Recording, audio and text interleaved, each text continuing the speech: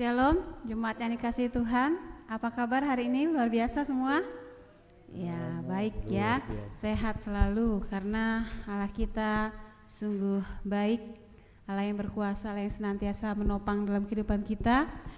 Kalau kita ada di sini, kita kuat, kita sehat, semua itu adalah karena kemurahan Tuhan. Baik, mari kita akan siapkan hati kita untuk lebih dalam lagi kita mau datang kepada Tuhan. Kita mau menaikkan pujian dan sembah syukur kita kepada Tuhan. Biarlah kita boleh menyenangkan hati Tuhan pada saat ini. Dengan seluruh keberadaan kita, kita mau mengucap syukur. Haleluya Yesus. Terima kasih Tuhan. Terima kasih buat semua yang Kau berikan pada kami. Terima kasih buat semua yang boleh kami rasakan, kami alami. Semuanya adalah karena penyertaan-Mu Tuhan. Haleluya Yesus. Haleluya. Terima kasih Tuhan. Syukur bagi-Mu.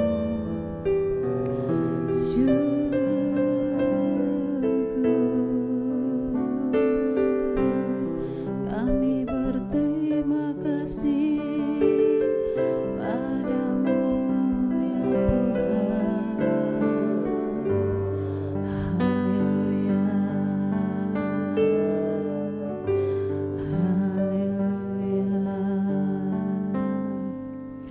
Kau hiasi kehidupanku dengan kemurahan-Mu.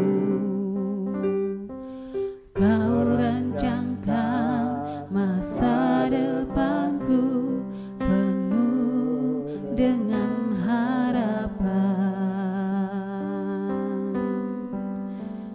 Aku ada saat ini semuanya karena kasih-Mu. Aku hidup hari ini semua berkat kemurahan-Mu.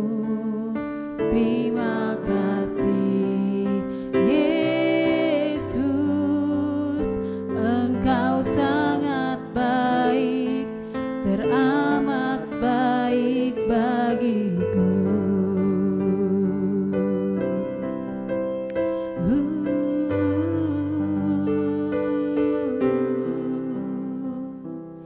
Kau hiasi kehidupanku dengan kemurahan-Mu.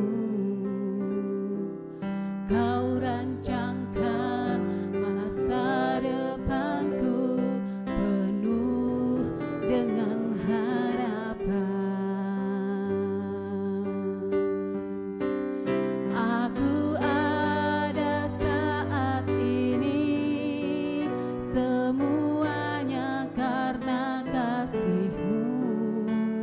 Aku hidup hari ini semua berkat kemurahan-Mu.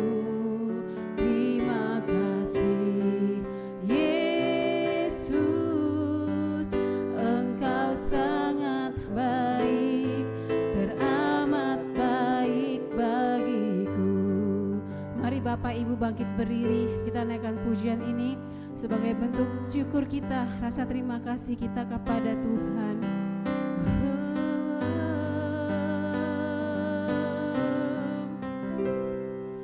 Kau hiasi kehidupanku dengan kemurahan-Mu. Kau rancangkan masa depanku penuh dengan harapan. Aku ada saat ini semuanya karena kasih-Mu. Aku hidup hari ini semua berkat kemurahan-Mu. Terima kasih Yesus.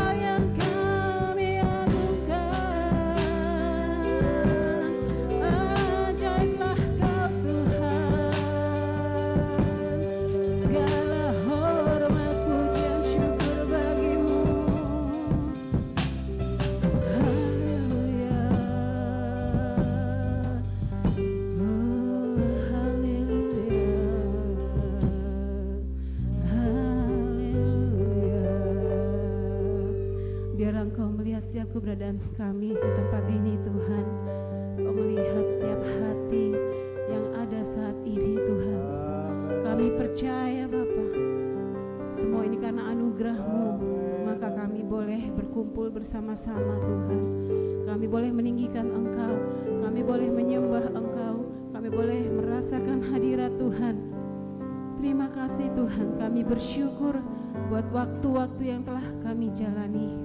Kami bersyukur semua karena penyertaan-Mu, semua berkat dari Tuhan. Haleluya, haleluya, haleluya. Saat ini kami berkumpul Tuhan, kami mau lebih lagi mengenal Engkau Tuhan, melalui hadirat-Mu, melalui firman-Mu, melalui apapun Tuhan yang Kau izinkan bagi kami. Terima kasih Tuhan, terima kasih. Kami bersyukur buat setiap pengalaman yang kami boleh jalani. Kami bersyukur buat setiap kuasa yang boleh kami rasakan. Terima kasih Tuhan Yesus. Kami mau serahkan ibadah kami ini Tuhan, dari awal pertengahan sampai akhirnya. Biarlah hanya kuasa-Mu, hanya Roh-Mu yang ada di tempat ini.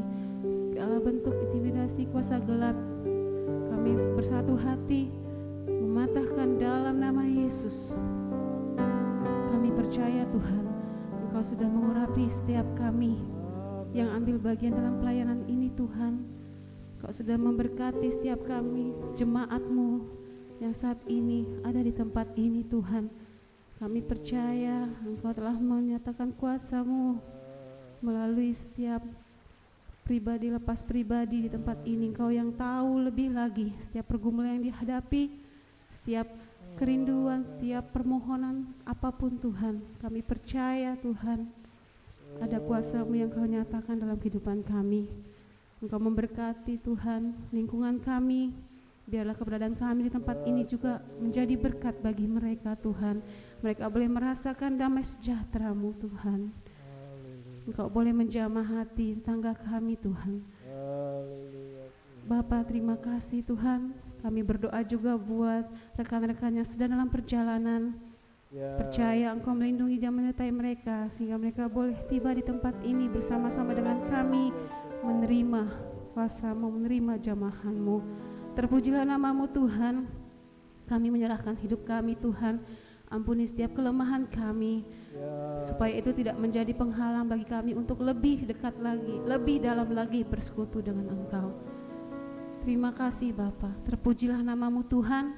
Kami siap untuk memuji dan muliakan nama Tuhan. Kami siap untuk menerima kebenaran firman Tuhan. Hanya di dalam nama Yesus Kristus kami bersyukur. Haleluya. Amin. Semuanya siap memuji Tuhan Bapak Ibu? Amin. Semangat. Haleluya. Mana senyumnya yang termanis, berikan kepada kiri kanan. Boleh salaman, katakan Allah kita dahsyat, atau tos juga boleh ya. Ya. Haleluya.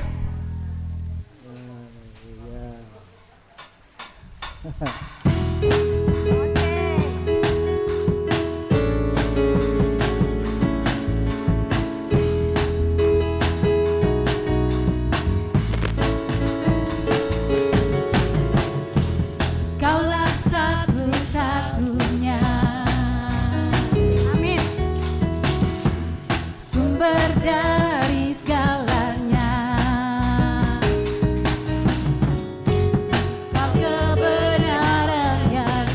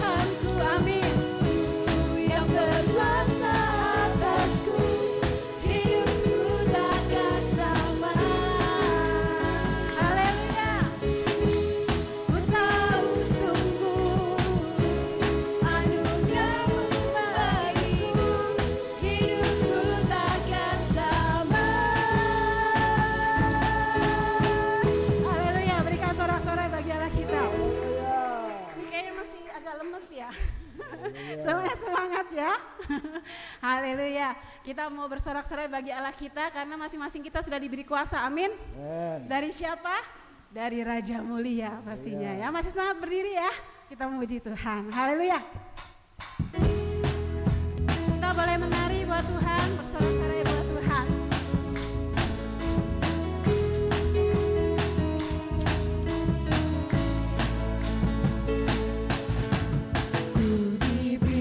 Kuasa dari Raja Mulia, menaklukkan musuh di bawah kakiku.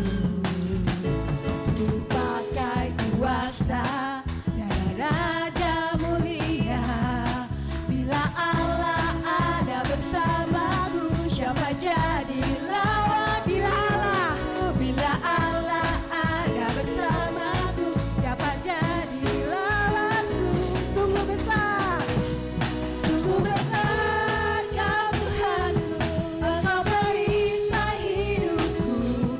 Ku berdiri dengan iman dalam Yesus Tuhan. Kau yang memberi kemenangan, ku bersorak merayakan. Terpujilah Engkau Raja segala raja. Amin.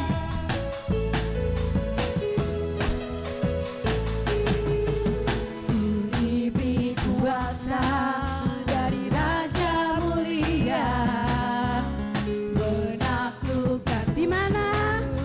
di bawah kakiku. Ku pakai kuasa dari Raja Mulia. Bila Allah ada bersamaku, siapa jadi lawan? Bila Allah ada bersamaku, siapa jadi lawanku?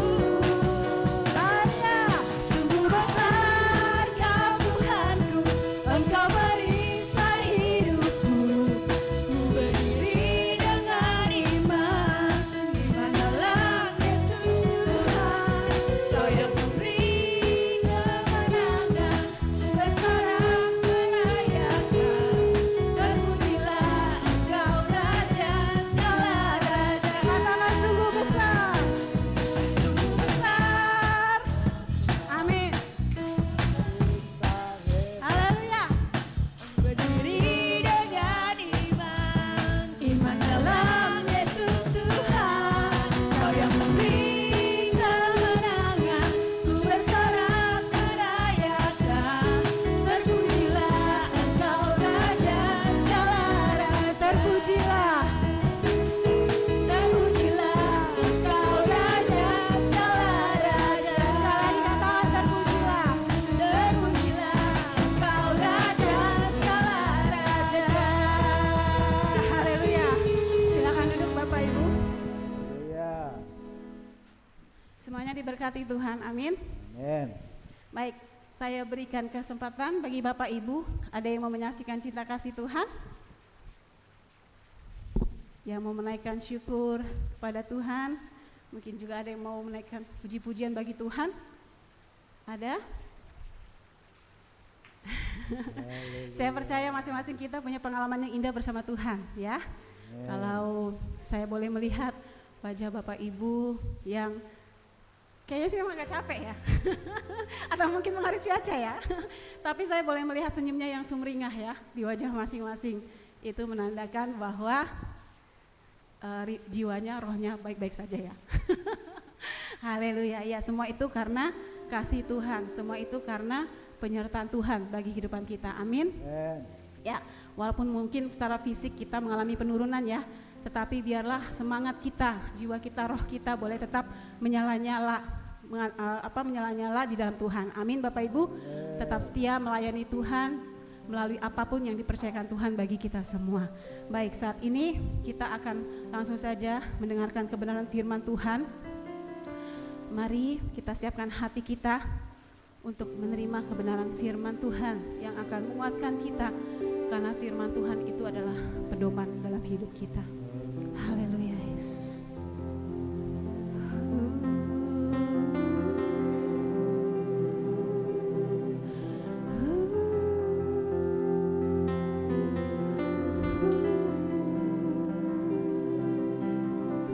Mari masing-masing kita boleh bersatu di dalam Tuhan, hadirat Tuhan.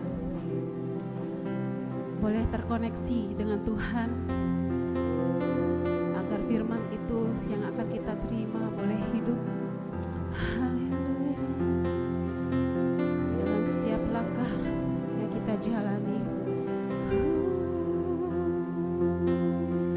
Syukur bagimu.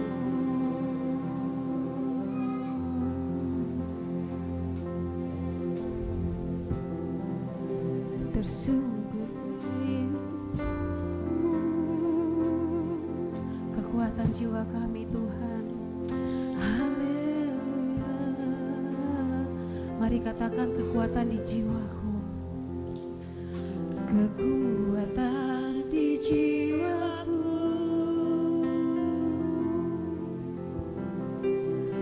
ketenangan batinku ada dalam hadirat-Mu, ku menyembah-Mu.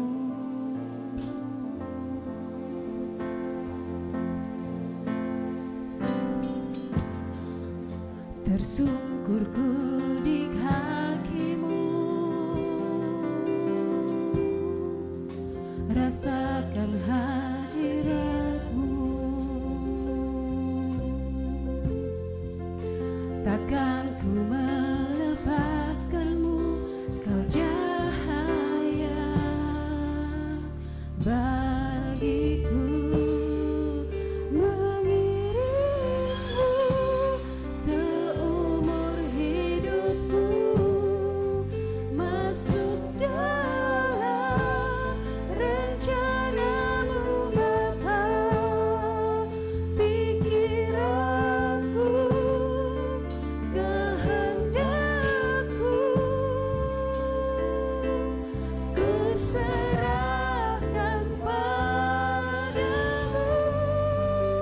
Harapanku hanya di dalam-Mu, ku kan teguh bersama-Mu Tuhan.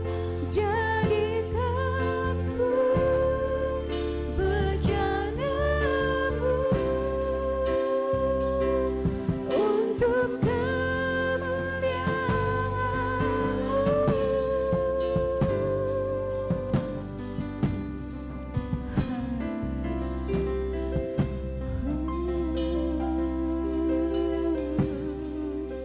Kekuatan di jiwaku, ketenangan batinku ada dalam hadirat-Mu, ku menyembah-Mu.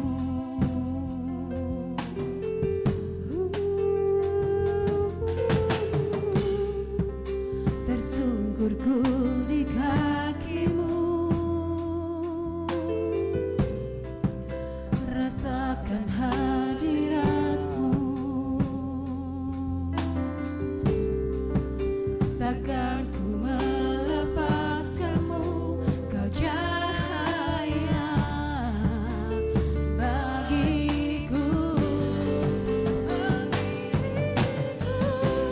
Seumur hidupku, masuk dalam rencana-Mu Bapa.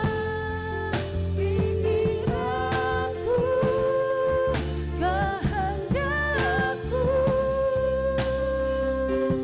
ku serahkan padamu. Harapanku hanya di dalam-Mu, ku kan teguh bersama-Mu Tuhan. Jadikanku bejana-Mu untuk kemuliaan-Mu. Mari Bapak Ibu boleh bangkit berdiri. Kita boleh naikkan kembali pujian ini. Biarlah pujian ini menjadi keyakinan kita di hadapan Tuhan. Bersama Tuhan kita teguh menjalani kehidupan ini. Kekuatan kita ada di dalam Tuhan. Kekuatan di jiwaku, rasakan kasih-Mu, rasakan hadirat-Mu. Ada dalam hadirat-Mu, ku menyembah-Mu. Tersungkur kami di kaki-Mu, tersungkurku di kaki-Mu. Rasakan hadirat-Mu. Takkan kami melepaskan-Mu, takkan ku melepaskan-Mu. Kau cahaya bagiku, mengiringku seumur hidupku, masuk dalam rencana-Mu Tuhan. Pikiranku, kehendakku, ku serahkan padamu. Harapanku hanya di dalam-Mu, ku kan teguh bersama-Mu Tuhan. Jadikanku bencanamu untuk memuliakan. Mari katakan, mengiringku seumur. Inilah pengakuan kami di hadapan-Mu Tuhan. Biarlah kami tetap menjaga iman kami setia kepada-Mu Tuhan. Segala pikiran, kehendak, perasaan kami serahkan di dalam tangan-Mu ya Tuhan. Ku serahkan padamu. Harapanku hanya di dalam-Mu, ku kan teguh bersama-Mu. Waktu dan tempat saya serahkan pada hamba-Nya. Jadikanku bencanamu untuk kemuliaan. Jadikanku bencanamu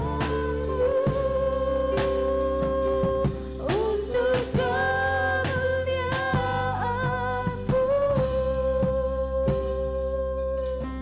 Haleluya Yesus. Saya serahkan kepada hamba-Nya. Haleluya.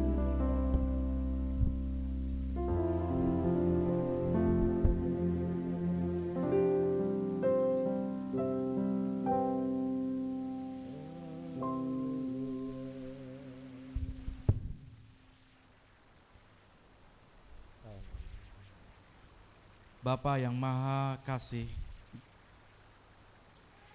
tiba pada waktunya kami harus bersyukur dan berterima kasih karena kami akan mendengarkan sabda-Mu Tuhan. Kami harus berterima kasih karena kami boleh hadir di tempat ini. Karena anugerah-Mu kami boleh berada di tempat ini. Dan ajar kami Tuhan untuk berterima kasih dan bersyukur atas firman untuk hari ini.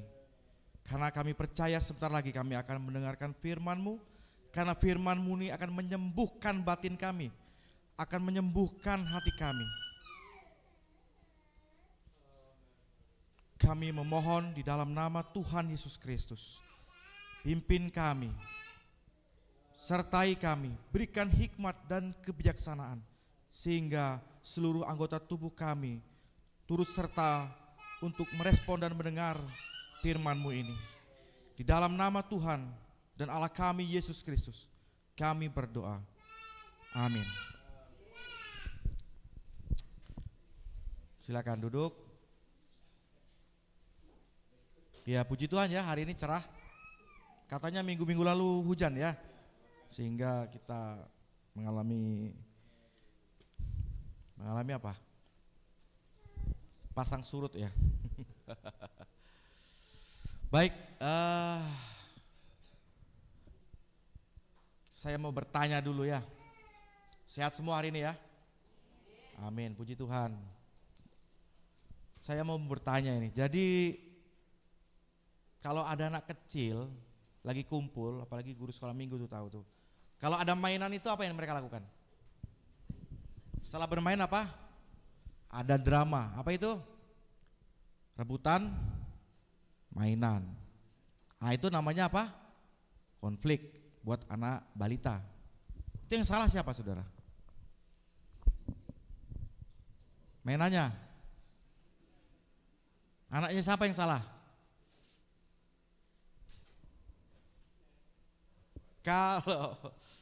Kalau lagi di dalam sekolah, kan di sekolah juga begitu tuh.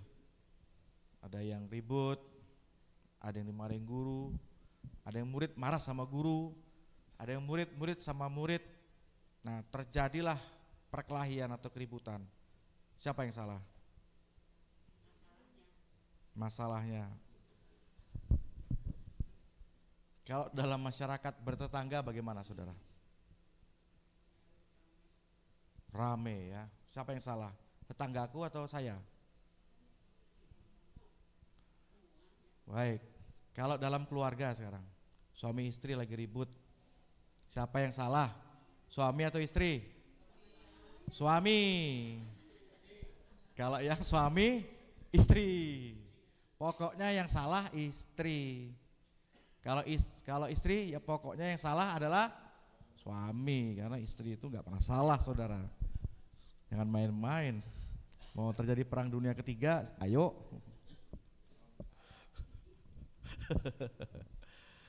Di dalam lingkup pekerjaan saudara, kita sering berkonflik dengan tim kita, dengan rekan-rekan kerja, dengan bawahan, dengan atasan. Siapa yang salah?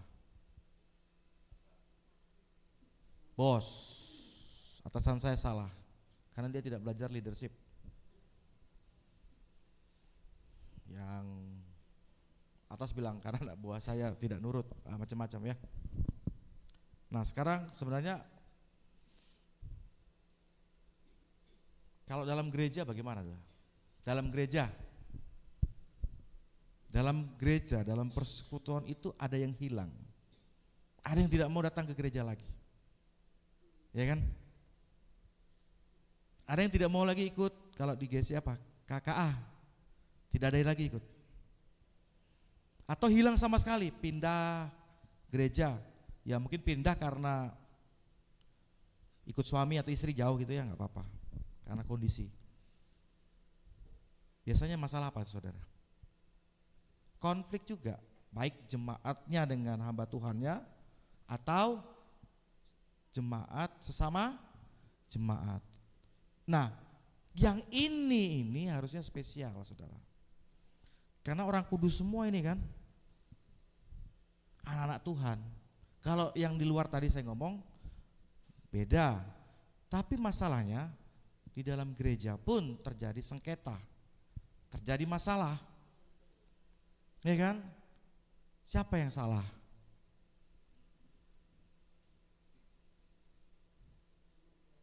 Lalu begini ada yang bertanya, lebih tinggi lagi saya bilang, konflik antar negara, saling perang, ya kan, saling invasi, serang menyerang, terjadi korban rakyat sipil, dari bayi yang mulai mati, ya, sedih ya pokoknya. Lalu ada seorang yang mulai kritis dan berkata, kalau Tuhan itu ada, kenapa dunia ini banyak masalah? Katanya Tuhan Maha Kuasa. Katanya Tuhan Maha Kasih, Maha Baik. Kenapa perang ada? Kenapa anak sama orang tua bisa ribut? Bahkan sampai tidak dianggap anggota keluarga lagi. Macam-macam, saudara. Di mana kuasa Tuhan? Nah, Muncul pertanyaan begini, bagaimana jawabnya Tuhan? Kalau Tuhan itu ada, kenapa saya kok menderita hidup saya? Kenapa saya kok difitnah oleh teman saya sehingga jabatan saya di pekerjaan turun atau dipecat? Tuhan ini tidak adil. Kalau Tuhan itu benar-benar adil, nggak mungkin saya dipecat, ya kan? Atau mungkin perpisahan dalam rumah tangga. Kalau Tuhan benar-benar baik menyatukan, kenapa kami harus dipisahkan? Berarti Tuhan itu tidak ada sebenarnya. Pada fase mulai turun, mempertanyakan, dan ini baik. Lalu sebenarnya jawabannya sederhana. Kalau begitu kita anggap Tuhan tidak ada. Kalau Tuhan tidak ada, toh masalahmu juga tidak hilang. Kalau Tuhan tidak ada, masalah kita juga tetap masalah. Hidup kita ya begini-begini terus. Jadi problemnya ada di mana ini? Kan dia bilang kalau Tuhan itu ada dengan segala atribut tadi, makasih maha baik, dia tidak akan membiarkan ini semua. Baik, berarti aku gak percaya Tuhan. Lalu begitu orang tadi memilih tidak percaya Tuhan menjadi ateis, apakah masalahnya selesai? Enggak, dunia ya begitu-begitu saja, yang perang tetap perang,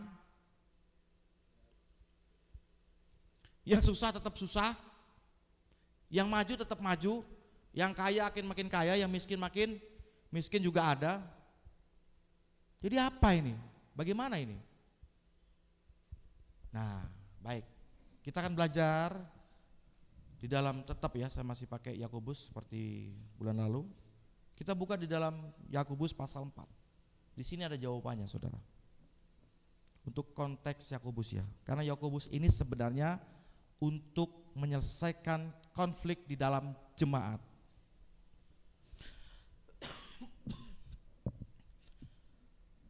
Yakobus pasal 4 ayat 1 sampai 3 saja. Next berikutnya, pasal berikutnya ya, karena mungkin waktunya.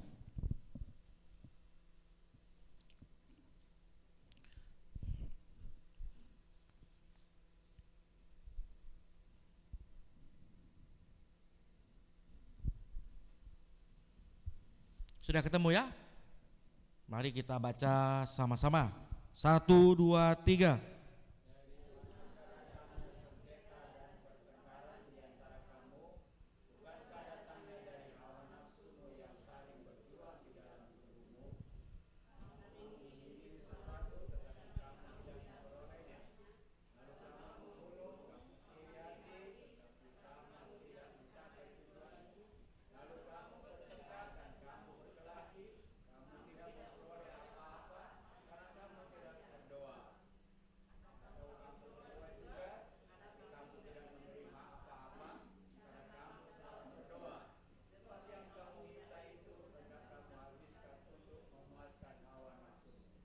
Nah, sudah ada jawabannya kan?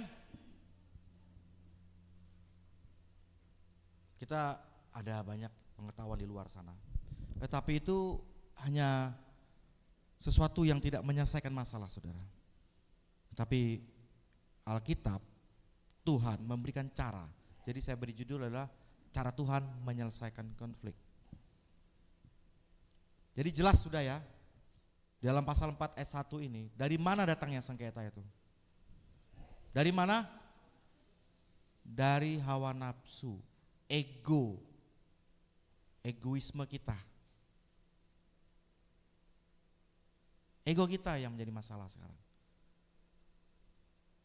Jadi Yakobus melihat segala masalah itu munculnya adalah di dalam diri manusia itu, bukan dari luar, tapi dari dalam. Dari dalam kita masing-masing. Gini Saudara, saya sharing dengan teman-teman di sosial politik ya. Mereka yang mengambil mata kuliah itu sharing dengan saya beberapa, saya ambil kesamaan hampir sama juga. Rupanya itu ada mata kuliahnya ya. Saya perhatikan di dalam universitas mereka itu. Dia bilang begini, ini ada satu kelompok tani, kelompok peternakan, atau ini kelompok organisasi tertentu ya. Nah, saya mau usaha ini, atau saya punya suatu misi, saya anggap bisnis lah ya, usaha. Nah kelompok ini mungkin dia kelompok apa, pertaniannya adalah apa saudara? Apa? Madu, oke, kita anggap madu ya. Nah ini madu nih, kelompok madu, kelompok tani madu, kelompok tani madu. Mereka punya sekian jumlah lebah masing-masing. Saya juga punya nih. Lalu saya mempunyai kompetitor, saya punya pesaing kan. Pesaing saya adalah mereka-mereka ini. Lalu terjadi perang harga. Saya menjual harga sekian, yang ini kok lebih murah ya. Yang ini lebih murah lagi. Waduh, karena itu uang saya pribadi, saya keluar modal banyak. Sedangkan mereka kelompok hanya bantuan dari pemerintah maupun perusahaan. Kalau sekarang banyak namanya CSR ya, baik batu bara atau sawit itu suka ngasih ke kelompok pinggiran sekitar usaha mereka seperti tambang atau sawit seperti itu. Lalu saya menggunakan cara dengan metode yang mereka kasih tahu ke saya. Saya tinggal datangin kelompok-kelompok tadi untuk saling berperang. Untuk mereka itu punya keributan. Jadi saya bisa hancurkan kelompok-kelompok tadi dengan cara apa? Ya saya datang ke mereka untuk mendengar apa sih masalah mereka. Saya mulai mengenal karakter dari kelompok tadi. Sebenarnya itu tadi muncul dari diri mereka masing-masing. Ada yang iri hati, ada yang pinginnya serakah ya, pembagian sekian aku harusnya dapat sekian, tapi kok madu saya kok, lebah saya kok nggak menghasilkan banyak, yang ini banyak, masalahnya di mana ya? Atau ingin jadi ketua, ingin jadi sekretaris, ingin macam-macam. Yang satu juga sama. Lalu saya adu domba nih dua kelompok ini. Di sana loh jualnya sekian, kamu sekian. Wah iya kah? Coba datangi ya. Kamu enggak boleh jual gitu dong, ini harganya sekian-sekian. Lu terserah saya. Mulai terjadi keributan, sehingga kelompok A dan kelompok B mulai tidak harmonis hubungannya. Baru dari harga. Lalu saya masuk ke mereka lagi. Kamu kan pinter, kamu kan hebat. Masuk yang kayak gitu jadi ketua. Harusnya kamu. Nah, gosok lagi sebelah sana. Hei, kamu yang ketua, kamu hebat. Masa iya, gitu kayaknya mau nyalonkan ketua juga itu. Wah, masa? Wah. Akhirnya ada iri hati. Lalu ketua yang masih jadi, kamu kayak mau dikudeta ini. Kamu bunuh aja dulu di awal. Artinya kamu cut aja di awal. Kalau bisa keluarkan dari anggota. Kira-kira kalau saya begini, itu anggotanya ribut enggak? Enggak tahu lagi perang saudara itu. Hancur kelompok akhirnya mereka ribut keras. Kalau gini lebih baik kelompok bubar saja, selesai. Saya kipas karena itu masalah konflik. Lalu mereka tuh berdoa sama Tuhan. Lu Tuhan, kenapa kelompok kami hancur, ya kan, ketuanya tadi itu. Yang satu bilang, aduh mau dibantu kok begini, salahnya di mana? Mereka bingung salahnya di mana. Padahal masalahnya di mana? Masalahnya ada di mana? Yakobus bilang apa tadi? Tayangkan aja enggak apa-apa ayatnya terus biar diingat. Dari manakah datangnya sengketa dan pertengkaran di antara kamu?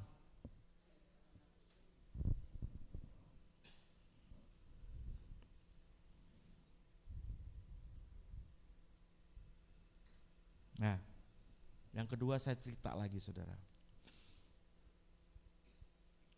Tukang kredit. Nah ini pengalaman ini. Tukang kredit di kampung saudara ya. Atau di kota juga mungkin sedikit ya. Tapi antara desa kota lah. Jadi desa yang maju ya. Nah tukang kredit ini pintar saudara. Entah itu dia terima dengan satu memang diajarin atau itu memang insting dia. Datang ke ibu-ibu A. Ibu namanya Ibu Tini gak ada di sini kan ya? Ibu Tini datang, Bu, mesin cucinya udah jadul Bu. Wah masih bagus.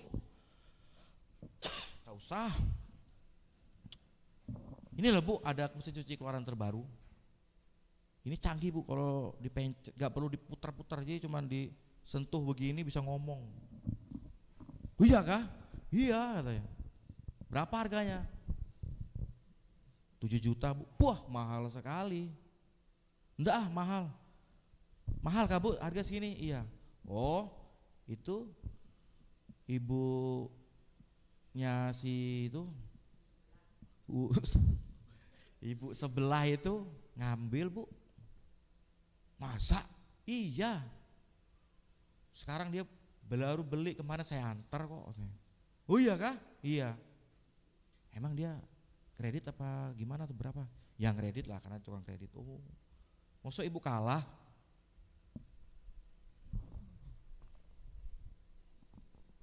Nanti kalau dia ibu datang ke rumahnya pasti dia ceritain tuh, pamerin tuh mesin cucinya. Ibu loh, suaminya ketua RT, masa nggak mampu? Wah. Akhirnya bisa ditebak nggak? Beli karena egonya. Besok datang lagi bulan depannya, Bu, TV-nya kecil ini Bu, sakit mata lihat. Enggak, masih bisa ini. Nah dia intelnya bagus ya, intelijennya bagus. Nah dia punya masalah dengan tetangganya, ya kan? Tetangganya ini sombong ya, menurut dia. Sehingga kalau tetangganya sombong ini panas hati saudara. Bu, kemarin ada mobil lewat kan Bu ya? Iya. Nah itu beli TV gede Bu, 30 in. Ntar lagi kan Natalan, nanti Ibu berkunjung TV-nya gede, wah gimana Bu katanya, mosok kalah sama tetangga sebelah.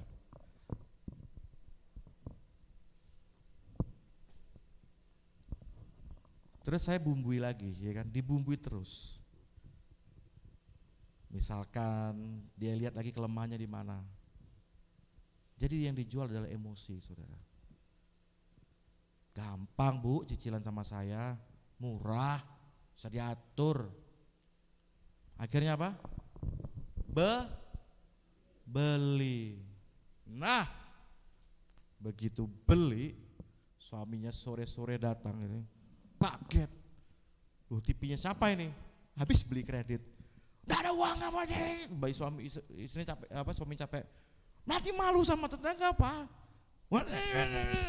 Nanti gini, konflik lah. Terus akhirnya makan nasi sama kerupuk. Ini gara-gara kamu beli TV, kan kayak kerupuk. Hah? Tapi kan papa juga senang nontonnya, nonton bola tadi malam.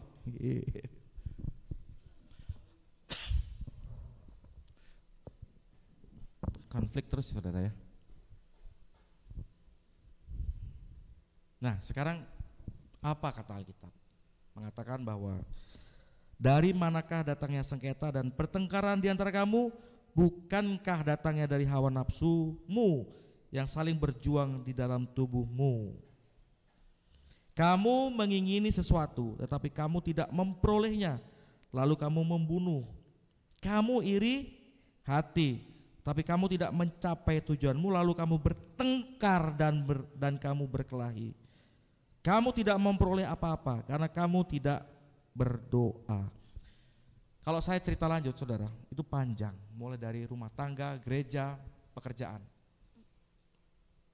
Nah, problemnya ternyata ada di dalam diri kita masing-masing kok. Makanya selalu bilang, dan Tuhan mengatakan jangan mudah menghakimi. Yang kedua, Tuhan katakan apa? Kita lebih suka melihat selumbar di mata saudaramu, tetapi balok di matamu kamu enggak lihat. Kita gampang sekali lihat kesalahan orang lain. Jadi problemnya memang ada di dalam diri kita masing-masing. Makanya saya selalu katakan, tajamlah, keraslah kepada diri kita sendiri daripada kita keras dan tajam kepada orang lain. Mari kita mulai introspeksi diri. Kita lihat, kita selalu pakai cermin sekarang. Makanya selalu bilang refleksi diri. Hidup tanpa refleksi itu kayak sesuatu yang belum makan tanpa sambal, kata orang Manado. Tidak pedis, belum enak rasanya. Firman Tuhan baru di akal budi, belum sampai turun ke hati. Makanya saudara biasakan untuk refleksi. Sehari ini, malam itu pikirkan, apa seharian ini. Kalau ada konflik, kenapa? Itu lihat, salah saya atau salah orang. Kita kalau ada masalah, itu panas, sakit hati, dendam, padahal itu salahnya di kita. Jadi itu namanya betul-betul bukan cinta buta ya, benci buta. Nah, sekarang ada kalimat benci buta ya. Cinta buta itu ada, ini benci buta. Benci membabi buta. Itu problemnya ada di dalam diri kita, yaitu ego. Ini. Saya kalau dengan istri saya lagi ribut, saudara. Ada masalah apa gitu, saya ribut. Istri saya kenceng, saya juga kenceng. Tapi saya berdiam diri stuck gitu. Kayak kalau ibaratnya film itu lagi tek, ya kan? Jadi kalau begini-begini, nah gitu. Saya suka tak diam gitu, baru saya perhatikan. Ini problemnya ada di saya atau di istri. Kalau ada di saya, ya saya akan lakukan dengan cara saya. Tapi kalau problem itu ada di istri saya yang egonya besar, dan saya pun akan diam. Diterusin pun tidak selesai dan tidak ada solusi. Kenapa? Karena si pihak lawan egonya lagi gede nih. Ego itu adalah keinginan untuk menang sendiri, mau bermanfaat, mau mencari keuntungan dari pihak lawan, ingin nikmat, ingin enaknya gitu loh. Jadi kalau kita perhatikan ya, sekali lagi caranya begitu kok, simpel sekali. Kalau di dalam rumah tangga kita lagi cekcok, karena kita ini nggak kebal dengan itu ya. Itu, nah saya bersyukur ada istri saya di sini ada ya, jadi saya bisa sampaikan sekalian. Nah yang suami istri yang suaminya nggak datang, ini kan cuma sepihak ya jadinya. Nanti suami atau istrinya mengerti yang suaminya tidak mengerti, atau istrinya tidak mengerti. Saling introspeksi diri sebenarnya itu gampang sih. Cuman kalau kita datang sama-sama begini, kita sama-sama diajar sebenarnya. Jadi waktu kita lagi ribut, lagi masalah apa gitu, coba mulai tenangkan dulu, stop sebentar. Kok mulai keras ini ya kan? Kok mulai nadanya kenceng ini? Kok mulai agak nggak enak ini? Itu stop aja saudara. Kalau saya suka stop begitu. Lalu saya flashback sebentar. Problemnya ada di mana nih? Kadang-kadang orang yang tidak gini aja. Orang itu kan nggak mau disalahkan toh. Siapa yang mau disalahkan? Itu egonya gede, langsung menutup, dia seperti tameng, perisai, melindungi kesalahannya tadi itu. Tidak mau diremehkan. Itu faktor ego, hawa nafsunya.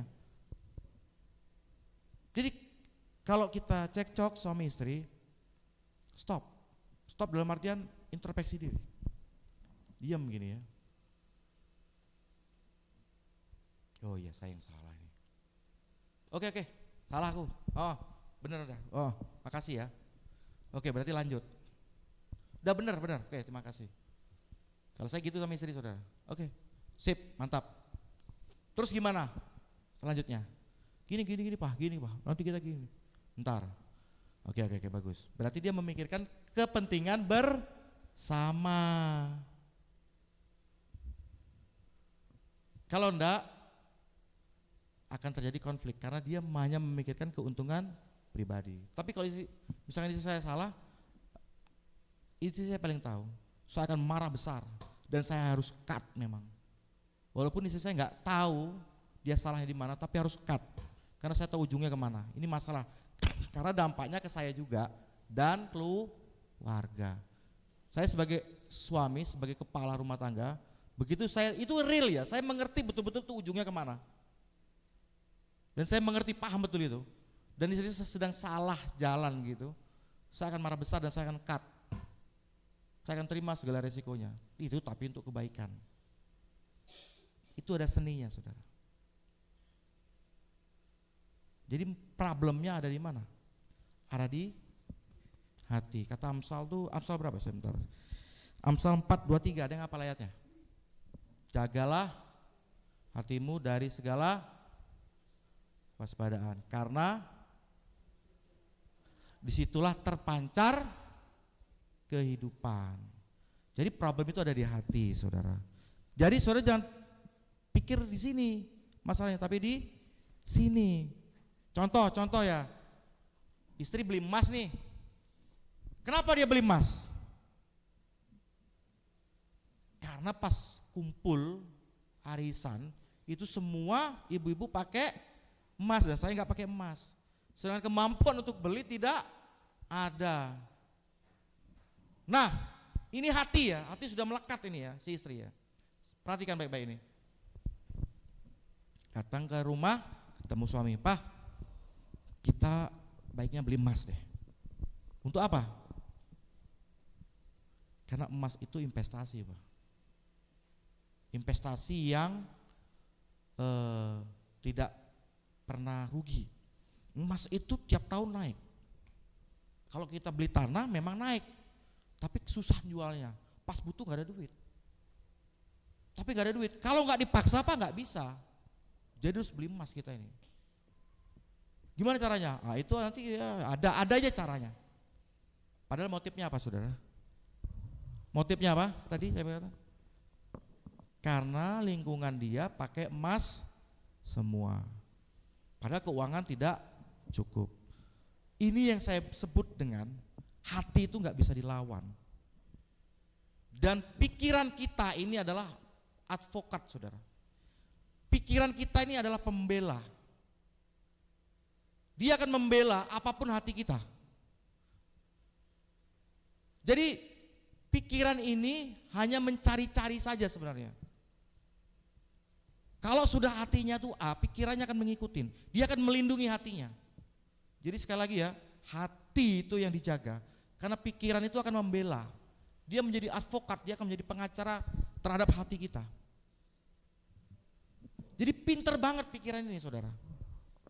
Makanya tadi contoh, beli emas, itu bilang, "Pak, aku malu, Pak, karena teman-temanku sudah pakai emas semua." Kan kurang elegan gitu ya kan. Baik, kamu keluar aja di situ kalau malu, katanya gitu kan. Ada manfaatnya juga, bisa gitu juga kalau suami. Tapi karena hati sudah suka, lalu pikiran mencari pembenaran. Mencari bagaimana hati ini sudah benar. Langkah-langkahnya akan dipikirkan dan diucapkan melalui implementasi mulut kita, ucapan kita. Makanya ada cinta buta. Kalau sudah suka, orang keliling kita bilang nggak bisa, tapi dia punya jawaban kan? Bener nggak? Misalkan ini Budi, teman-temannya bilang jangan sama dia karena dia gini. Orang tuanya bilang, "Oh, kalau bisa jangan sama dia ya, karena saya lihat begini. Tetapi namanya Budi sudah suka, hatinya nih loh sudah cinta, udah suka, dia akan membuat pledoi, selanjutnya itu pembelaan. Dia akan menjadi pengacara buat hatinya Budi tadi. Pikiran ini akan membela Budi sendiri. Pikirannya bilang apa? Enggak seperti yang kamu pikirkan. Dia tidak seperti yang kamu lihat. Pinter banget ini mulutnya ngomong. Kira-kira begitu nggak, saudara? Bisa ngerti nggak maksud saya? Bisa paham? Jadi hati dulu. Makanya saya bilang hati kok dilawan sih? Nggak bisa. Kalau orang sudah benci, kalau kita sudah benci sama seseorang, ya kan? Tuhan pun susah untuk menasihati kita. Tapi kan Tuhan, ya kan? Dia itu sudah puluhan tahun menyakiti saya. Tapi kan Tuhan, dia akan begini. Kata Tuhan sudah bilang, ampuni. Tapi pikiran kita membela. Jadi kalau sudah hati ini sudah berat masalahnya. Kata Amsal itu betul, jagalah hatimu. Makanya koreksi, apakah hatiku sudah serong ya Tuhan? Itu hanya bisa di dalam refleksi, perenungan, bermeditasi, saudara, berdiam diri, mendengarkan Tuhan, mendengarkan suara hati kita juga bagaimana. Karena Roh Kudus ada dalam diri kita, pasti ada rema, pasti ada suara, entah itu bisikan kah, atau semacam tiba-tiba punya ide. Karena hanya hati ini yang tempat yang paling vital, saudara ya. Kalau otak itu gampang, karena otak itu ngikutin hatinya kita aja. Makanya kalau hatinya sudah jahat, maka dia punya rancang pikiran-pikiran yang jahat. Kalau hatinya baik, di pikirannya akan merancang pikiran-pikiran yang baik. Jadi pikiran hanya mengikuti hati. Makanya kalau dalam mulut orang itu menyakiti terus kalau ngomong, berarti apa? Bukan pikiran, bukan mulutnya yang dijaga, tapi hatinya. Jaga mulut kamu, jaga hatimu ya. Itu lebih alkitabiah. Nah, lanjut ya.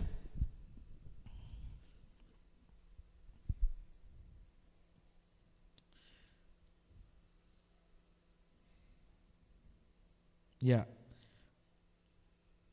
Sekarang kalau kita boleh lihat apa sih sumber masalahnya tadi?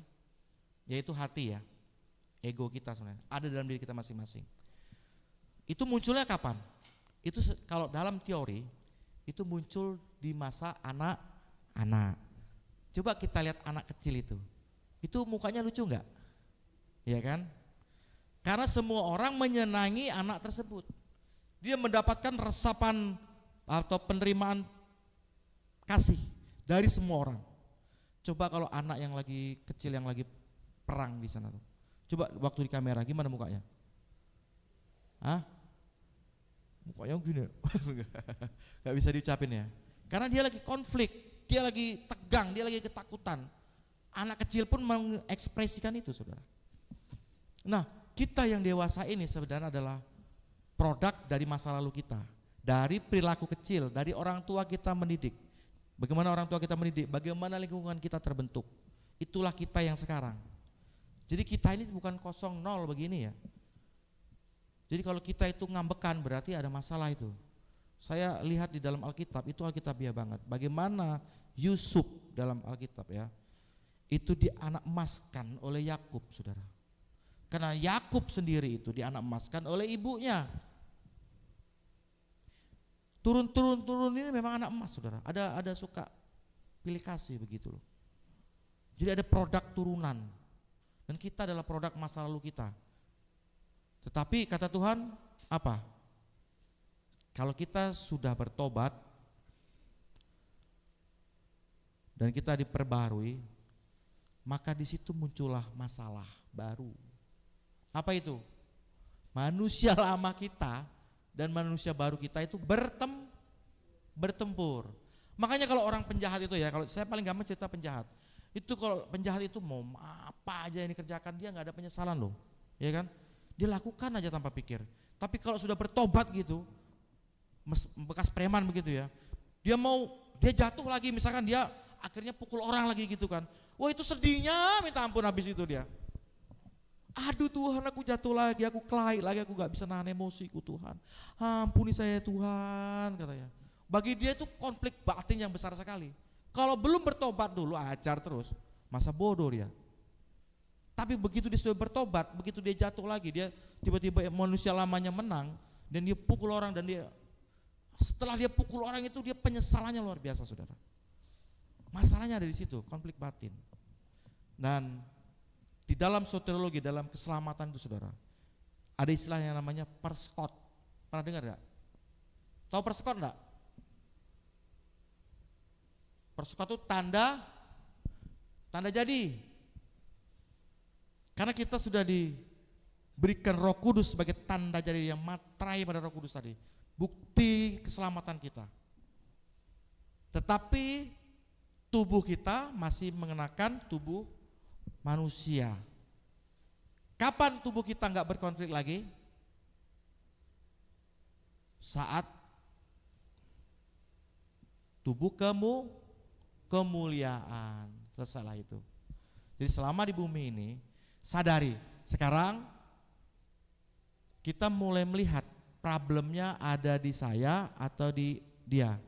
Nah, coba objektif, belajar objektif. Jangan selalu pasti kalau lagi kelahi sama orang, lagi ribut, lagi sengketa, jangan itu memang orang itu. Nah, gitu ya. Jangan lagi ya. Mulai introspeksi diri. Nah, bersyukurlah yang ada pasangan masing-masing mendengar ini, mulai begitu tar. Nah, siapa yang ego ini? Siapa yang ingin menang sendiri nih? Perhatikan baik-baik. Nih kamu gitu ya. Ya saya akui. Oh enggak, itu sudah. Kalau dia nggak ngaku, sudah stop aja. Karena kalau dilanjutin nggak selesai. Nah, Tuhan memberikan solusi untuk semua itu. Apa saudara? Berdoa. Kita baca di pasal ayat 3-nya. Kamu tidak, ya saya baca di ayat 2 dulu ya. Kamu tidak memperoleh sebentar ya. Lalu kamu bertengkar dan kamu berkelahi, kamu tidak memperoleh apa-apa karena kamu tidak berdoa. Karena kita tuh ingin punya obsesi saudara, punya keinginan, punya harapan, itu boleh, wajar-wajar saja. Tapi harus berdoa. Tuhan, saya sudah berdoa kok siang dan malam, tapi kok gak dapat. Nah, tetap dijawab oleh Yakobus. Apa lanjutannya? Atau kamu berdoa juga tetapi kamu tidak menerima apa-apa karena kamu salah berdoa, berdoanya salah. Kenapa salah berdoa di situ dikatakan? Sebab kamu minta itu hendak kamu habiskan untuk memuaskan egomu, hawa nafsumu. Jadi kalau berdoa bagaimana? Saya rasa nggak apa-apa ya kita salah berdoa. Menurut saya nggak apa-apa. Tapi itu mulai proses dari kesalahan. Karena untuk baik itu pasti nggak selalu sempurna gitu ya perjalanannya. Pasti ada kekeliruan. Nah, saya berharap umur kita makin lama kan makin naik tuh, makin tua. Pasti ada kebijaksanaan. Beda ya, anak umur 17 tahun sama 70 tahun beda nggak kira-kira makannya? Kalau 17 tahun makannya 2 piring, kalau 70 tahun makannya setengah piring. Mulai mengurangi, sudah berkurang kok ya. Paling tidak sekarang kita mulai keinginan itu mulai turun saudara. Tapi mulai kalau kebutuhan beda kan, sudah tahu ya keinginan dan kebutuhan, sudah mulai bedakan. Mana keinginan, mana kebutuhan. Kalau di firman Tuhan itu standar sudah ada ya. Jika ada makanan dan pakaian itu cukup. Yang jadi masalah adalah keinginan kita yang tidak sesuai dengan kemampuan kita. Mulai ada konflik itu.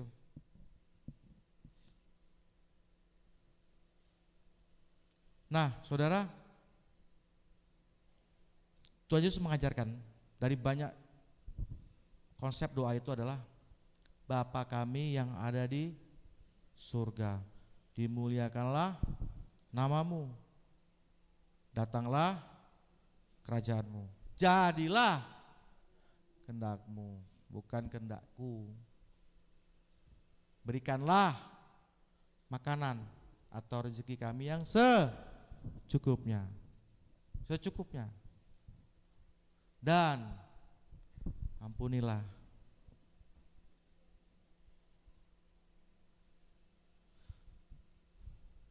itu diresapi saudara, itu dihayati. Apakah selama ini kita berdoa hanya memperalat Tuhan supaya Tuhan itu seperti lampu Aladin yang digosok begini selalu bisa memunculkan keinginan bagi saya? Apakah Tuhan itu yang berdaulat? Apakah saya yang berdaulat? Kita kembali introspeksi diri. Apakah di dalam doa-doa itu betul-betul itu kebutuhan atau itu hanya keinginan yang hanya ingin kita puaskan? Tuhan, mobil saya sudah lama, Tuhan mau ganti yang baru.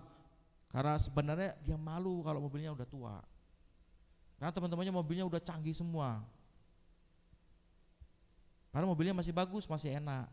Egonya besar saudara. Ingin dipuaskan. Ada tersembunyi kecil, sedikit, halus. Cuman kita gak sadar. Tapi kita bawa nama Tuhan untuk mengabulkan itu semua. Tetapi pertanyaannya, apakah ada orang berdoa yang keinginannya diwujudkan, dikabulkan Tuhan? Ada. Bahkan keinginan itu menjadi malapetaka, akhirnya Tuhan wujudkan, Tuhan kabulkan kok. Itu seperti perumpamaan apa? Anak yang hilang. Ada kan cerita perumpamaan anak yang hilang kan? Dia minta semuanya, dikabulkanlah sama bapaknya. Karena semua itu ingin dihabiskan, ingin sesuai dengan hawa nafsunya, sesuai dengan keinginannya. Dan akhirnya apa? Habis, menggelandang, bahkan makanan babi. Akhirnya kembali kok. Nah Tuhan juga mungkin dengan hikmat Tuhan dan cara Tuhan yang kita nggak boleh dikte, yang Allah yang melampaui segala akal itu, terkadang juga mewujudkan doa-doa yang mungkin itu tidak baik bagi kita. Tapi bagi Tuhan ujungnya tetap baik. Ujungnya kita juga akan kembali. Saya ingat waktu itu siapa ya? Saya pernah dengar di radio gitu ada khotbah. Waktu itu suami istri lagi miskin, saudara. Dia berdoa bagaimana menjadi kaya dengan usaha dan yang dikerjakannya. Begitu sudah sukses jadi miliarder, suaminya kawin lagi. Lalu istrinya bilang, Tuhan miskinkan kami kembali. Ya, bagaimana begitu saudara? Bagaimana dengan doa kita? Ini enggak bisa diteorikan saudara, tapi dialami. Kita mulai jujur dengan diri kita masing-masing. Jujurlah dengan batin kita. Apa sebenarnya kita butuhkan? Tanyakan kepada Tuhan kok. Tuhan, apakah saya butuh? Kalau butuh apa jawaban Tuhan? Apa konfirmasi, apa tandanya? Kalau iya saya akan doakan. Tidak semua harus dikabulkan seperti anak-anak. Anak-anak kan apa-apa minta dikabulkan. Kita belajar untuk taat sama Tuhan. Kita mulai belajar bagaimana yang disebut dengan misteri iman itu loh saudara. Yang setiap orang itu berbeda-beda. Jadi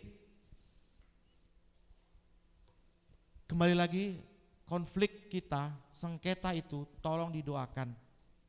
Karena dengan berdoa itu konflik akan selesai. Contoh saudara, saudara ada benci dengan siapa yang saudara itu menjadi problem besar saudara. Pernahkah saudara mendoakannya? Pernahkah saudara mendoakannya? Karena doa itu adalah bentuk kasih kita kepada orang yang kita benci. Doa itu bentuk nyata kita mencintai dan mengasihi orang tadi. Kata Tuhan, ampuni musuhmu, doakanlah mereka. Sebenarnya firman Tuhan mengajarkan kita untuk kembali ke dalam diri kita. Masalahnya di diri kita kok. Mengampuni, mengasihi. Di dalam kasih tidak ada iri hati. Ada buah-buah roh tuh ya saudara ya. Mengampuni. Paling tidak berdoalah saudara. Ya. Nah, jadi dalam konflik itu diselesaikan dengan berdoa. Baik kita mendoakan diri kita yang bermasalah tadi. Tuhan, jujur saya masih panas. Saya masih jengkel. Saya belum bisa mengampuni Tuhan. Tolong saya untuk bisa mengampuni Tuhan. Beri saya hikmat-Mu. Beri cara saya bagaimana mengampuni. Mohon rahmat-Mu dan belas kasihan-Mu Tuhan. Supaya saya mau mengampuni. Saya tahu saya salah. Kata firman Tuhan harus mengampuni. Tapi saya belum mengampuni Tuhan. Saya masih marah. Akui loh. Tuhan akan memberikan cara untuk kita mengampuni. Tuhan akan membereskan hati kita. Dengan cara Tuhan.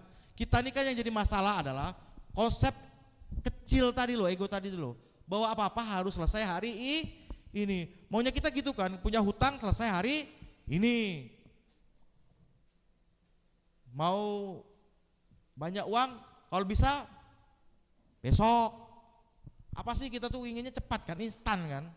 Sehingga konsep ini diterima dan menjadi peluang bisnis bagi industri. Mie instan, ya kan?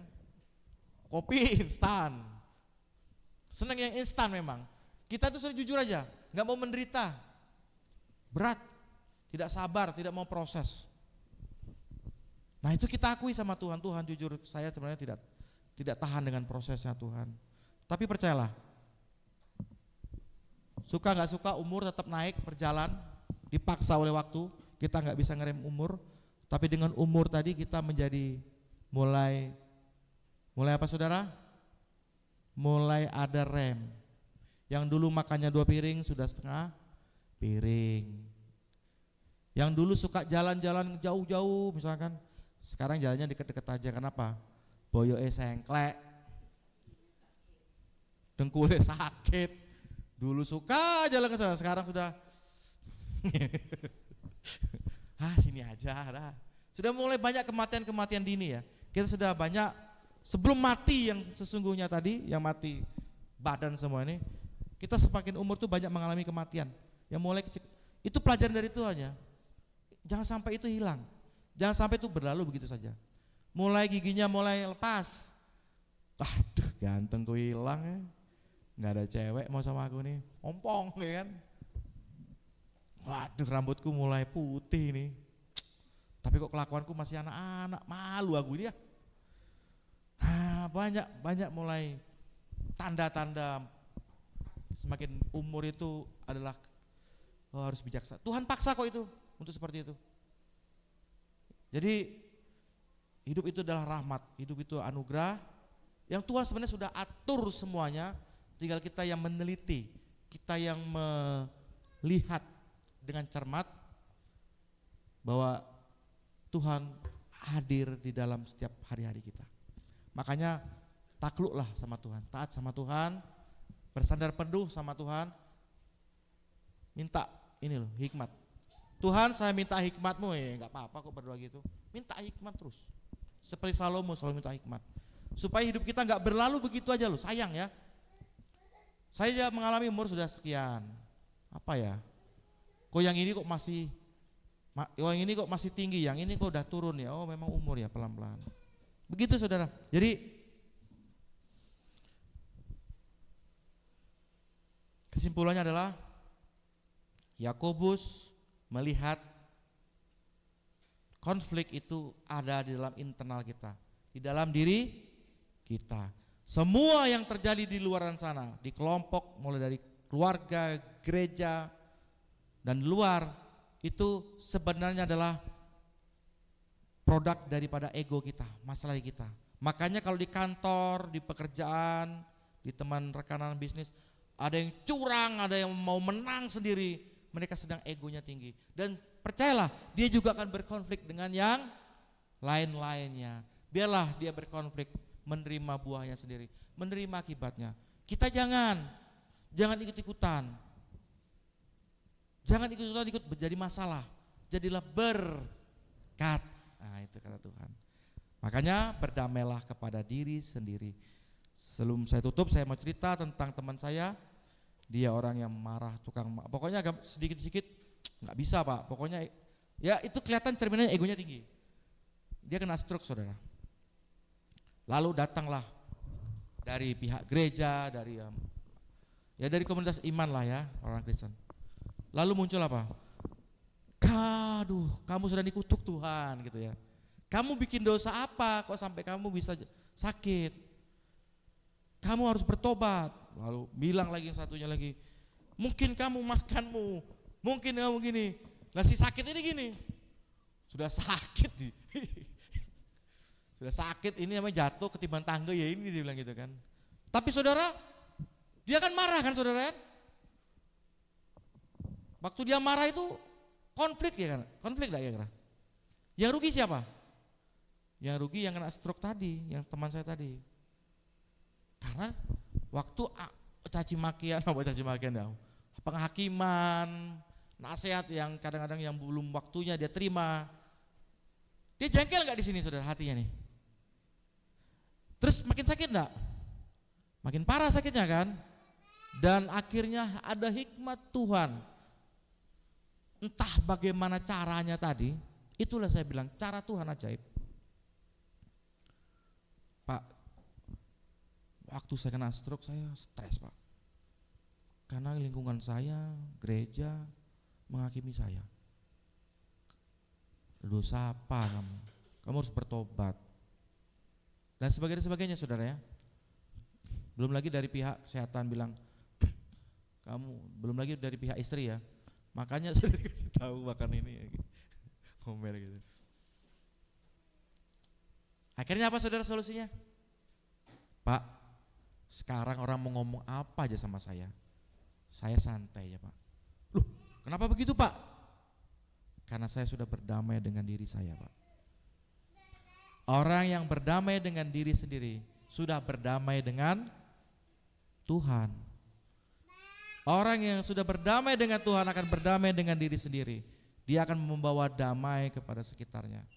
Jadi cerita dari teman saya ini sangat menginspirasi saya. Jadi harus berdamai. Berdamai dengan diri sendiri, tanda dia sudah berdamai dengan Tuhan. Kalau enggak, untung yang bulan lalu ikut mendengar khotbah bahwa pencobaan datangnya dari diri sendiri juga. Bukan menyalahkan Tuhan dan menyalahkan iblis. Berdamailah dengan diri kita. Orang yang sudah berdamai, makanya kata istilahnya itu, dia sudah selesai dengan hidupnya. Ngerti gak? Ada kan pengusaha yang kaya gitu, gak mau korupsi, dia berani punya integritas, karena dia sudah selesai dengan hidupnya. Ternyata dia sudah kaya duluan, dia sudah gak mau kaya lagi. Dia mengerti arti hidup dia itu memberi. Ada sampai sana saudara. Kalau belum sampai sana kadang susah memahami karena kita sendiri masih minta diberi. Tapi gak apa-apa Pak, saya ngomong begini mudah ada yang nangkap ada yang enggak juga gak apa-apa. Tapi intinya harus berdamai, selesaikan masalah kita, bukan selesaikan masalah orang lain. Jadi kalau ada konflik, selesaikan masalah kita, masalah ini. Jangan sok-sokan menyelesaikan masalah orang. Kalau ada, iya ini konseling ya buat saudara. Menutup bagi saya, tips bagi saya. Kalau ada yang datang kepada saudara, Pak, Bu, saya punya masalah dengan tetangga, dengan istri, dengan anak, dengan suami, dengan istri. Saudara caranya bukan menyalahkan istri atau suaminya atau tetangganya. Dia mau rendah hati enggak? Kalau enggak rendah hati enggak bisa dinasehati, tapi didoakan. Jangan menasehati orang yang sedang punya hawa nafsu tinggi, yang punya ego tinggi. Enggak bisa, karena pikirannya akan membela dengan macam-macam. Apapun nasihat kita dia punya pembelaan sendiri. Ingat tadi ya, apapun nasihat kita dia punya omongannya itu pintar. Dia akan canggih sekali, akan lihai sekali mulutnya untuk bersilat lidah istilahnya begitu. Dan hampir masuk, kadang-kadang masuk akal sekali. Tapi percayalah. Makanya saya ngomong, kadang-kadang dia tuh ngomong tanpa dia ngerti apa yang diomongkan. Kalau saya lagi ngajar, ada murid, kenapa kamu tanya gini? Saya tahu dia sedang bertanya, dia tuh bertanya tapi nggak tahu apa yang dia tanyakan sebenarnya. Saya paham itu. Kamu tanya begini kayaknya sebentar. Kenapa kamu tanya itu? Mulai saya kejar, iya dia nggak ngerti sebenarnya apa ditanyakan.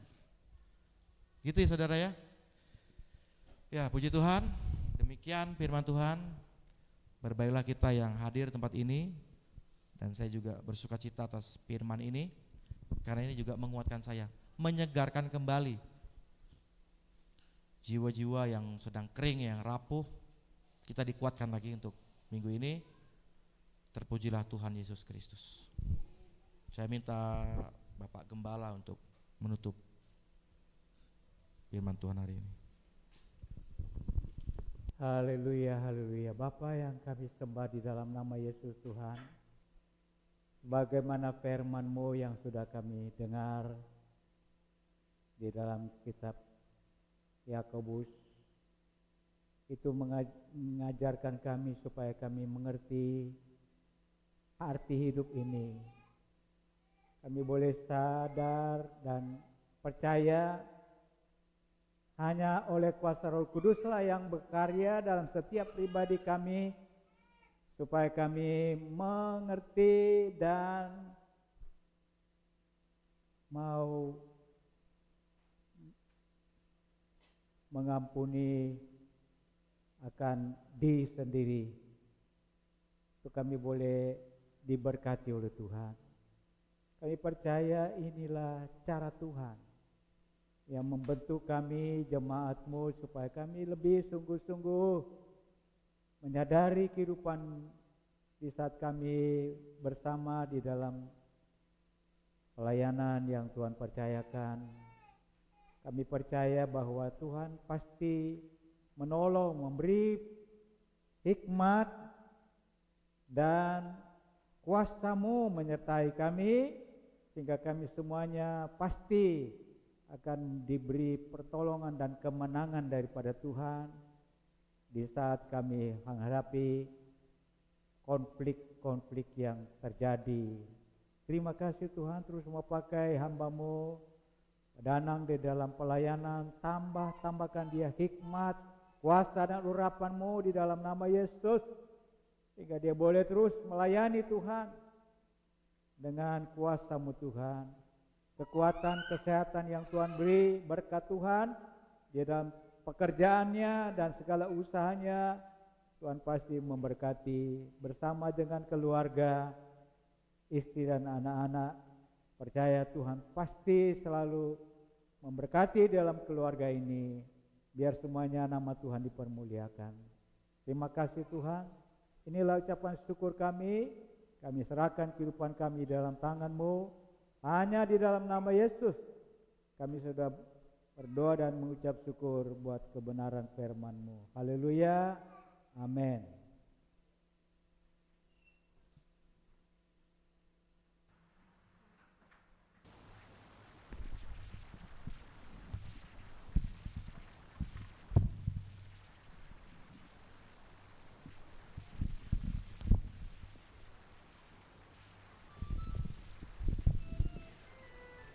Puji Tuhan, kita sudah diberkati oleh kebenaran firman Tuhan. Kita diingatkan dan dikuatkan kembali. Saat ini kita akan langsung saja memberikan persembahan.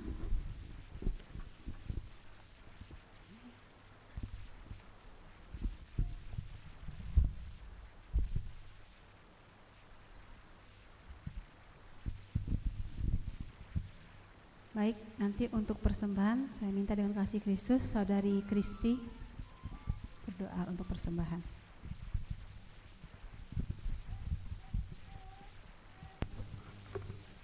Mari kita satu dalam doa.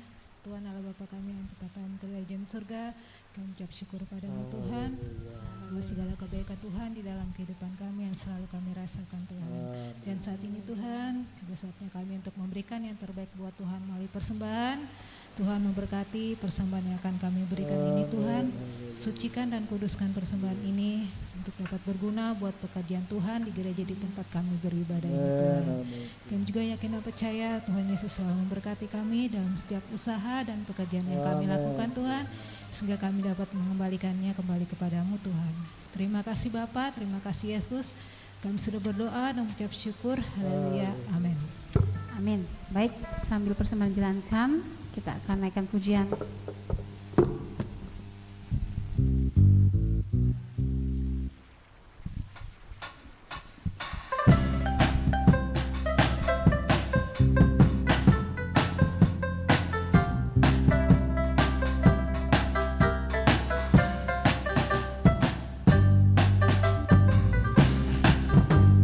Berbahagialah orang yang kesukaannya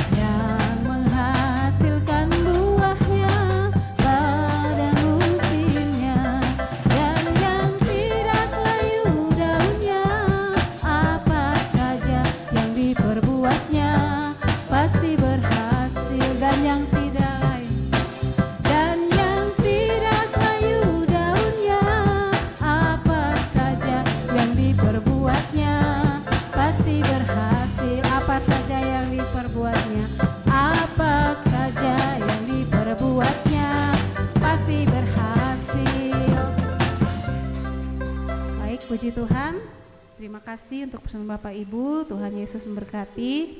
Saatnya kita akan dengarkan pengumuman untuk ibadah KKA pada hari Kamis tanggal 13 Juni. Nanti tempatnya di keluarga Bapak Dianka ya. Benar, siap ya. Oke. Pimpin pujian nanti Ibu Erlin, renungannya Ibu Gembala. Ibadah doa Jumat tanggal 14 Juni, pimpin pujiannya Ibu Melda, renungannya Ibu Etna. Tempat di gereja. Lalu ibadah Minggu tanggal 16, pimpin pujian Sadari Kristi, firman Tuhan Bapak Gembala, ya pemain keyboard Bapak Stanley, ya kita harapkan kehadirannya ya. Sekolah minggunya Ibu Ria, tugas LCD Saudara Luis. Itu saja, nanti bisa dilihat di WA. Kalau mungkin nanti ada sesuatu, info atau apa bisa dikirim di grup ya. Oke, baik. Ada pengumuman lain? Tidak ada? Kalau tidak ada, kita akan akhiri ibadah kita. Mari Bapak Ibu bangkit berdiri.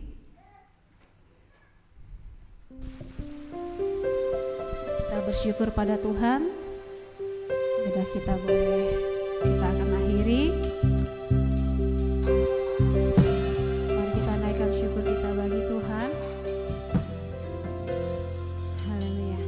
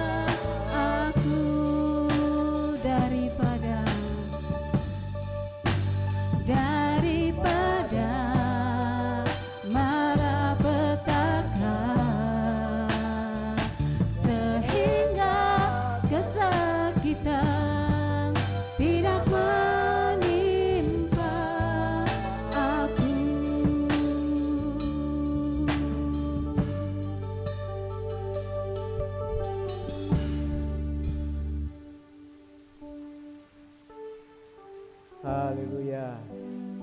Terpujilah nama-Mu Tuhan, karena kami sudah merasakan berkat-berkat dari Tuhan. Di saat kami ada tindakan iman, datang beribadah, memuji dan membesarkan, memuliakan nama-Mu Tuhan, Engkau hadir dalam hidup kami. Dan kami bersyukur kepada-Mu Tuhan, karena kami sudah diberkati dan dikuatkan oleh kebenaran firman Tuhan. Kami sadar sebagai manusia biasa, manusia yang penuh dengan kekurangan, kelemahan secara daging, Sering kami terhanyut dengan keegoisan kami, kedagingan kami. Oh Tuhan, kami percaya Tuhan sudah mengampuni kami. Kami mau berdamai dengan diri kami sendiri. Dan Engkau yang juga memberi damai bagi kehidupan kami sebagai umat-Mu Tuhan. Terima kasih, terpujilah nama-Mu Tuhan. Dan kami percaya di saat kami boleh melakukan kegiatan-kegiatan sepanjang minggu berjalan, biarlah Tuhan memberkati dalam semua apa yang dapat kami jalani, lakukan, kerjakan, baik dalam hidup ini, baik di dalam pelayanan pekerjaan Tuhan. Tuhan memberkati kami semua supaya kami sehati sepikir mau maju bersama untuk melayani-Mu Tuhan. Terima kasih Tuhan, terus memberkati, memakai lebih lagi di dalam pelayanan bagi hamba-Mu Pak Danang. Oh Tuhan, terus memberkati dia, memberikan selalu hikmat daripada Tuhan, kuasa dan urapan-Mu, pawuahuyan-Mu Tuhan, dengan kuasa-Mu menyertai dia dan melayani-Mu Tuhan. Berkati dalam segala usaha dan pekerjaan yang Tuhan beri, begitu juga bersama dengan keluarga, ibu rumah tangga yang juga dalam pekerjaan yang dia jalani. Bersyukur kepada Tuhan, selalu Tuhan memberkati, begitu juga bersama dengan anak-anak yang ada. Terima kasih semuanya, Engkau yang memberkati keluarga ini. Demikian kami semuanya Tuhan. Pasti, oh Tuhan terus memberkati dalam segala apa yang kami kerjakan, rencanakan dan rindukan di dalam kehidupan ini. Terima kasih Tuhan, bersyukur kepada Tuhan karena kami percaya Tuhan juga yang memberkati bagi saudara-saudara jemaat Tuhan yang tidak sempat hadir pada hari ini dimanapun mereka berada. Biarlah kuasa Tuhan bekerja, supaya mereka juga boleh merasakan damai di dalam Engkau Tuhan. Terima kasih Tuhan pemelihara hidup yang memberikan selalu perlindungan kuasa Tuhan, memberikan selalu kesehatan, berkat-berkat dari Tuhan dari semua kami jemaat Tuhan yang ada. Demikian juga dalam pelayanan pekerjaan Tuhan, kami percaya Tuhan memberkati supaya boleh kami bergandengan tangan maju bersama di dalam melayani-Mu Tuhan.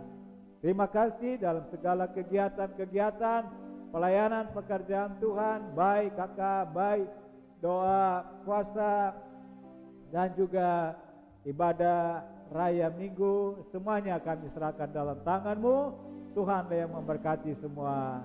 Terima kasih Tuhan, terpujilah nama-Mu sebab kami sudah diberkati oleh Tuhan. Kami datang dengan segala pergumulan hidup, tetapi kami pulang dengan kemenangan yang dari Tuhan. Pujilah nama-Mu. Terima kasih Tuhan. Engkau yang sudah memberkati semua kami di saat kami akan kembali ke tempat masing-masing. Percaya malaikat selalu jaga lindungi dengan kuasa-Mu, bahkan di tempat dengan aman dalam lindungan Tuhan. Dan semuanya kami percaya apa saja yang kami kerjakan, lakukan, semuanya Tuhan pasti memberkati. Pujilah nama-Mu. Inilah ucapan syukur kami. Saudara-saudara, terimalah berkat Tuhan. Anugerah dari Allah Bapa, kasih sayang daripada Tuhan kita Yesus Kristus, persekutuan dan penolong oleh kuasa Roh Kudus menyertai saudara dan saya mulai dari saat ini sampai Maranatha. Tuhan Yesus sudah datang kali yang kedua menjemput kita bersama-sama dengan Tuhan di dalam kerajaan-Nya. Kita semua yang percaya katakan amin. Tuhan berkati.